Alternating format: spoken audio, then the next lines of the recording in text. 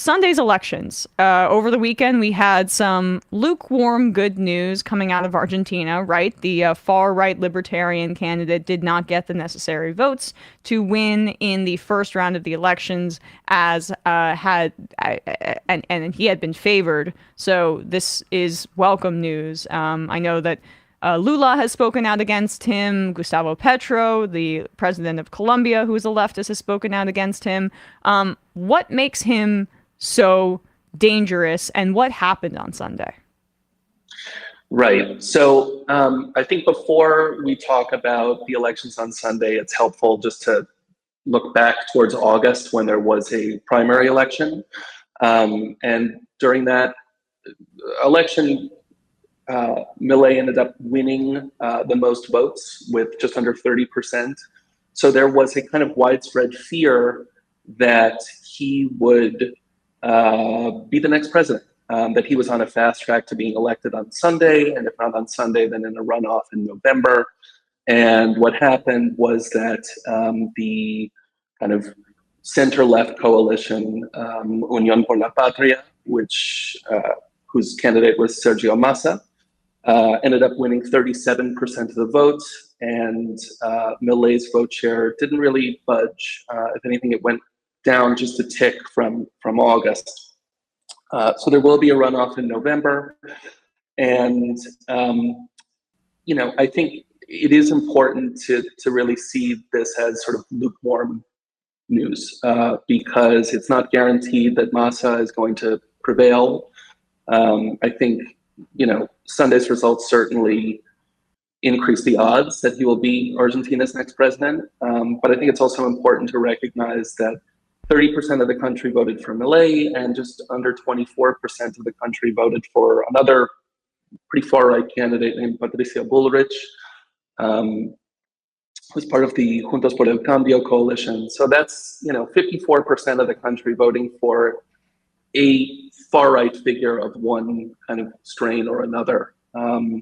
And we'll see now where those votes, her votes, Bullrich's votes, end up going when it comes to a runoff.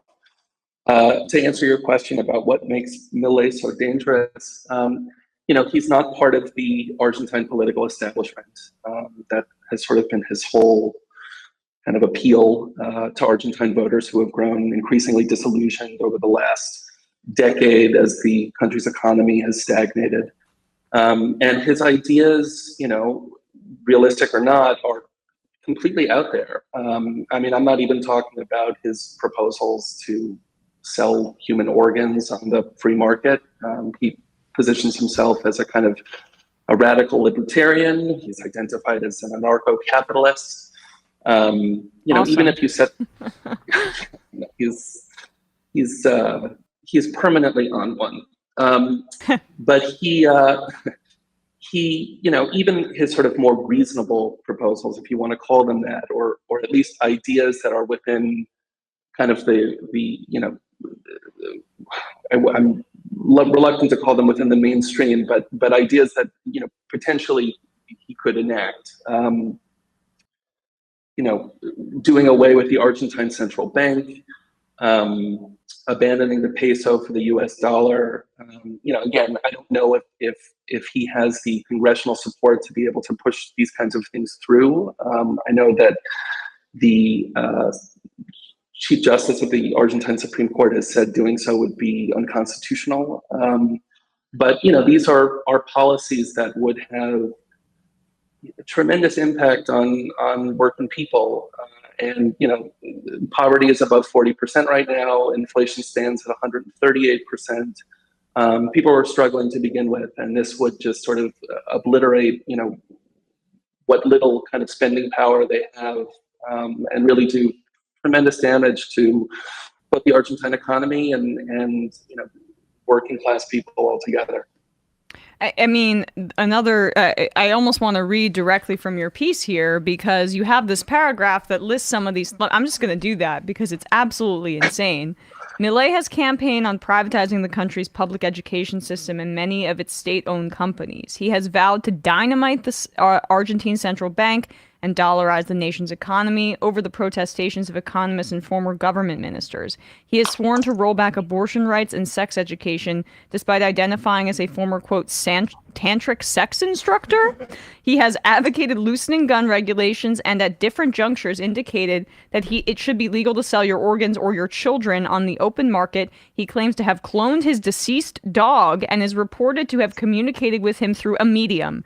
And as of this writing, he is the odds-on favorite to become the country's next president, even as his own supporters disapprove of many of his positions. So the question there is, what is happening in Argentina that a guy like this, a far-right libertarian pseudo-populist figure with those insane views, can be the front runner in the elections in a few weeks? Right. I mean, I'm not sure that he's the front runner now. The piece was published ahead of the election. Gotcha. So I think it's safe to say that Massa has sort of kind of leapfrogged him and is probably the favorite heading into the November runoff. Although again, it's still very much up in the air. The answer to that question is complicated and quite long. But what we've seen is, more than a decade of economic stagnation in the country. The population has increasingly lost faith in its political establishment to kind of improve their material circumstances, which continue to get worse with each passing year and really even month. Even over the past few months, we've seen the value of the peso completely crater.